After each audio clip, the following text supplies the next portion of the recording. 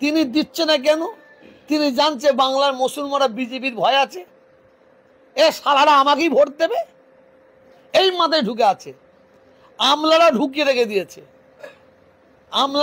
দিয়েছে, কিন্তু মমতা ব্যানার্জির জানার দরকার আছে মুসলমান এমন একটা জাত,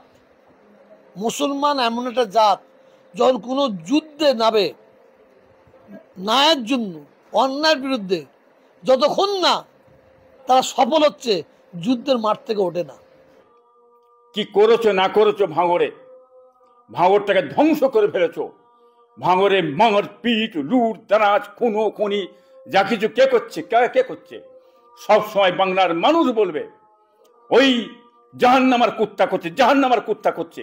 এটা বাংলার মানুষ লিখে রেখে দেবেন। সবসময় পীর সাহেবদের লেগে যাও, পীর সাহেবদের বিরুদ্ধে বলো, তুমি এইসব পিছনে করো, এইসব কথা বলিয়ে মানুষের মুখটাকে ঘোরাতে চাইছো। এতে ঘুরবে না। কি বলেন? আব্বাসের মুখকে ঘোরানো যাবে না, নওশাদের মুখকে ঘোরা যাবে না। নওশাদ আব্বাস জানে কি করতে চাইছো। নওশাদের লক্ষ্য হচ্ছে খালি ভাঙল নিয়ে থাকবে না, বাংলার সমস্ত গলিতে গলিতে, কোনায় কোনায়, গোটা পশ্চিম বাংলায় আইএসএফের কার্যকলাপ যদি আজকে দেখবেন আপনারা, এই আইএসএফ, এই বামপন্থী, এই কংগ্রেস, এই আইমা মেদিনীপুরের, কি বলেন, দেখবেন একত্রভাবে যেতে হয়ে আগামীতে লড়াই চালায়, ইনশাল্লাহ দেখবেন